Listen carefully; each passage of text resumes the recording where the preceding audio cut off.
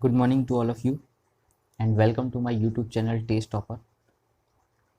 इस चैनल में हम डेली टेस्ट डिस्कस करेंगे जनरल अवेयरनेस का, जिसमें कि आपका S S C G L हो गया, C H S L, M T S, साथ ही अदर कुछ एग्ज़ाम, साथ ही R R B, N T P C, group D, A L P junior engineer, साथ ही वेरियस स्टेट के पी एस सी एग्ज़ाम जैसे कि जी पी एस सी हो गया, यू पी एस सी हो गया, आर पी एस सी हो गया एंड अदर कुछ एग्ज़ाम जैसे कि high court junior clerk, senior clerk, peon, साथ ही क्लास 3 क्लास 4 के अदर कुछ जो एग्ज़ाम होते हैं वो सारे एग्ज़ाम के जो पेपर्स है उसका मैंने कलेक्शन किया हुआ है।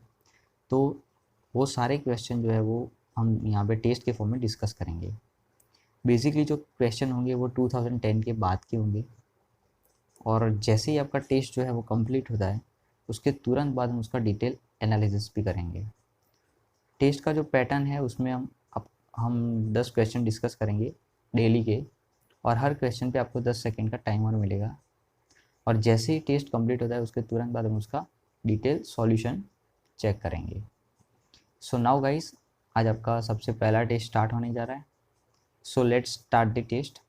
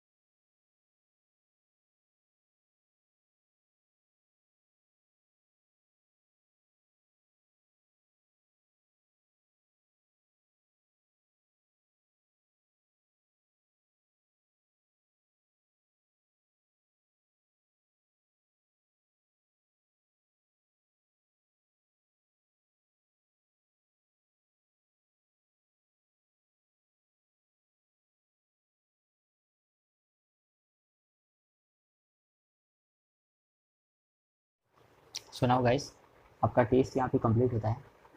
So now let's check the solution. So सबसे पहला जो क्वेश्चन था वो था, बौद्ध धर्म अपनाने के लिए अशोक को प्रभावित करने वाले साधु कौन थे। सो इसका करेक्ट आंसर है ऑप्शन 3, उपगुप्त। सो अशोक पर प्रसिद्ध बौद्ध भिक्षु उपगुप्त का विशेष प्रभाव रहा है। उनके प्रभाव के कारण अशोक ने बौद्ध धर्म का ग्रहण किया था और उपगुप्त को मौर्य सम्राट अशोक के आध्यात्मिक गुरु के रूप में भी जाना जाता है। साथ ही जेम्स प्रिंसॉय ने, जो कि एक ब्रिटिश पुरातन और औपनिवेशिक प्रशासक थे, उन्होंने अशोक के शिलालेख को समझने वाले पहले व्यक्ति थे। सो ये जो था वो अशोक के रिलेटेड फैक्ट्स थे। सो नाउ नेक्स्ट क्वेश्चन, ये आप देख सकते हैं, अशोक की इमेज भी आप देख सकते हैं इधर। नेक्स्ट क्वेश्चन, हर्षवर्धन किसके द्वारा पराजित हुआ था। सो इसका करेक्ट आंसर है ऑप्शन 3, पुलकेशी II के द्वारा। पुलकेशी द्वितीय ने शीत युद्ध में हर्ष को नर्मदा के तट पर पराजित किया था और पुलकेशी ने हर्ष के साथ एक संधि की थी जिसमें नर्मदा नदी को चालुक्य साम्राज्य और हर्षवर्धन की सीमा के रूप में नामित किया गया था। चीनी यात्री युएन सेंग, जो उसके शासनकाल के दौरान आया था भारत, उसने हर्ष के शासन में सामाजिक, आर्थिक और धार्मिक परिस्थिति का विशद विवरण किया है और राजा की बहुत प्रशंसा भी की है। सो युएन सांग जो था वो, ये भी क्वेश्चन आता है कि युएन सांग जो था वो किसके शासनकाल में इंडिया आया था। तो हर्षवर्धन, और हर्षवर्धन अगर ऑप्शन में नहीं होता तो फिर क्या आएगा, पुलकेशी II भी हो सकता है। अब युएन सिंह ने एक फेमस बुक लिखी थी, उस बुक का नाम जो है वो आप मेरे को कमेंट बॉक्स में बताओ। नाउ नेक्स्ट क्वेश्चन, निम्नलिखित में से कौन सारनाथ सम पर उकेरे गए जानवरों में से एक नहीं है? सो इसका करेक्ट आंसर है ऑप्शन 3, डियर यानी कि हिरण। सो अशोक ने सारनाथ सम का निर्माण भगवान बुद्ध के पहले उपदेश के स्थान पर किया था, जहां उन्होंने 5 भिक्षुओं को धर्म की शिक्षा दी थी।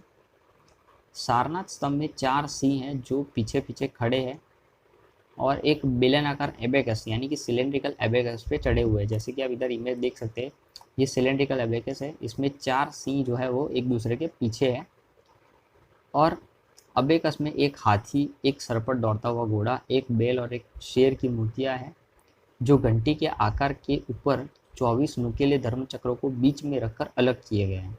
ये धर्मचक्र है और इससे ये सारे लोग सेपरेट हो रहे हैं। माना जाता है कि 4 जानवर भगवान बुद्ध के जीवन के विभिन्न चरणों का प्रतीक है।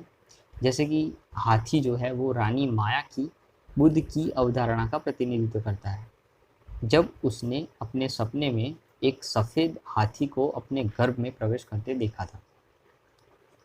साथ ही एक राजकुमार के रूप में बुद्ध के जीवन के दौरान बैल जो है वो इच्छा का प्रतिनिधित्व करता है।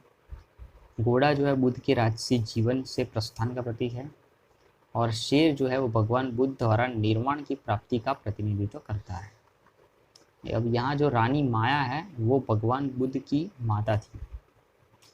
सो नाउ नेक्स्ट क्वेश्चन, गदर पार्टी का मुख्यालय कहाँ था?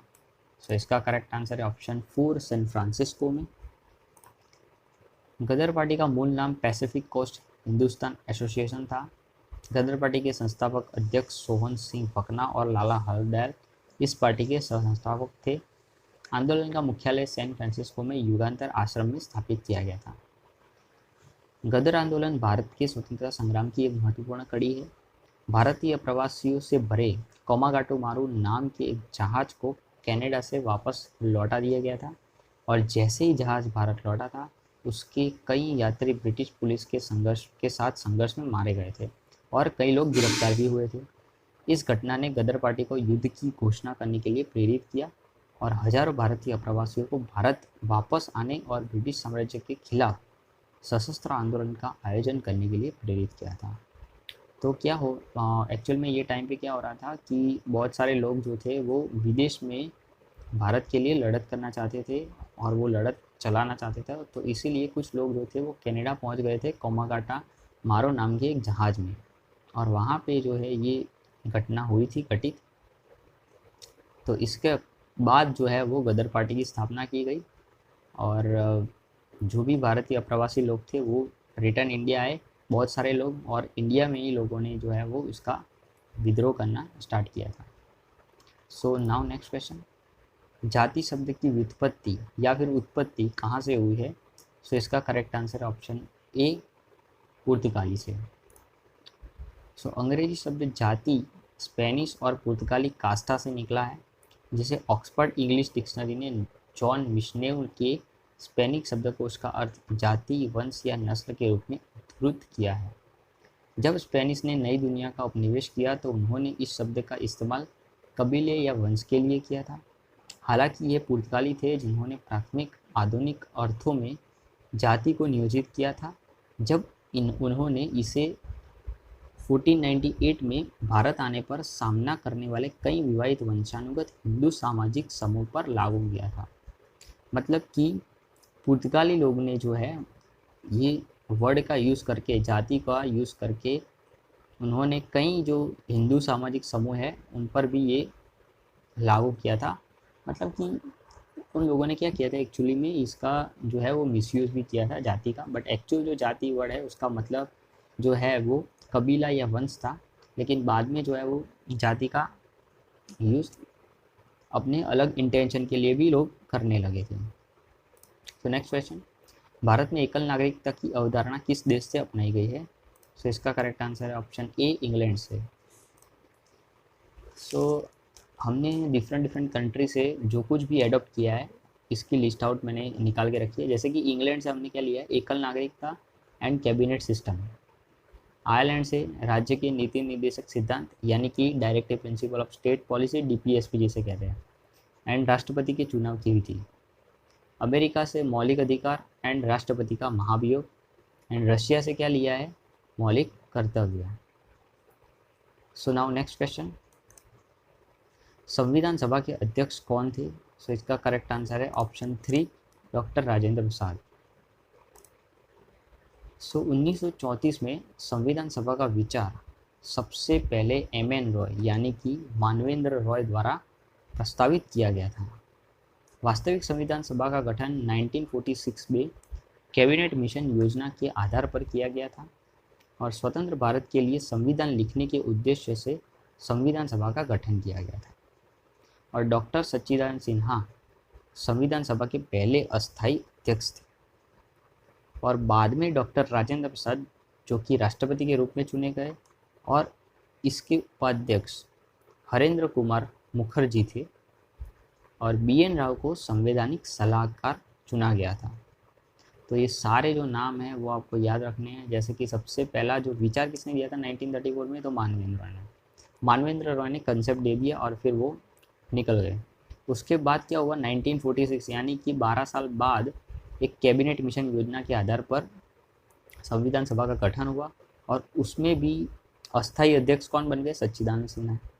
और फिर बाद में डॉक्टर राजेंद्र प्रसाद को स्थायी अध्यक्ष बनाया गया या फिर राष्ट्रपति बनाया गया और इसके उपाध्यक्ष हरेंद्र कुमार मुखर्जी बने। और उसके जो सलाहकार थे, इन लोगों को सलाह देने के लिए बी.एन. राव वो सलाहकार बन गए। तो ये सारे नाम आपको इस हिसाब से याद रखने हैं। नेक्स्ट क्वेश्चन, भारत के राष्ट्रपति पर महाभियोग का तरीका किस देश से अपनाया गया है? तो इसका करेक्ट आंसर है ऑप्शन ए, यूएसए से, अमेरिका से। इंग्लैंड, तो इंग्लैंड से क्या लिया, एकल नागरिकता एंड कैबिनेट सिस्टम। आयरलैंड, तो आयरलैंड से क्या लिया, राज्य के नीति निर्देशक सिद्धांत एंड राष्ट्रपति के चुनाव की।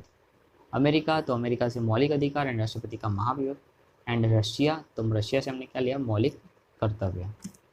अब इसको याद रखने का एक सिंपल शॉर्ट ट्रिक है, जैसे कि आयरलैंड एंड अमेरिका ये दोनों का कंपैरिजन करो। जैसे कि आयरलैंड से हमने क्या लिया, तो राष्ट्रपति के चुनाव की विधि, मतलब राष्ट्रपति कैसे बनता है उसकी पूरी सिस्टम इधर से आ गए। तो अमेरिका से हमने क्या लिया, राष्ट्रपति को कैसे हटाना है, तो इसका सिस्टम जो है वो अमेरिका से। राष्ट्रपति बनाना है तो आप आयरलैंड से जाओ और राष्ट्रपति को हटाना है तो अमेरिका से जाओ।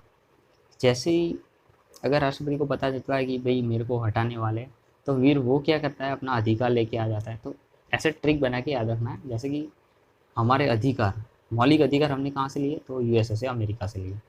साथ ही अब अधिकार ले लिए तो हमारी कुछ फ़र्ज भी आती है, कुछ कर्तव्य भी आते हैं। तो मौलिक कर्तव्य हमने कहाँ से लिए, रशिया। तो रशिया ने कहा कि भाई आपने इधर से अधिकार तो ले लिए, तो थोड़ा बहुत आप अपनी रिस्पॉन्सिबिलिटी भी ले लो। तो आप मौलिक फ़र्ज या फिर मौलिक कर्तव्य के लिए अपन कहाँ जाएंगे, रशिया के साथ। फिर क्या बचा, इंग्लैंड। तो इंग्लैंड से अपने क्या लिया, एकल नागरिकता एंड कैबिनेट सिस्टम। अब कैबिनेट सिस्टम के बारे में देखो, हम पे राज किसने किया, इंग्लैंड ने। तो इंग्लैंड का सिस्टम जो था वो पूरा ऑलरेडी बनाया हुआ था।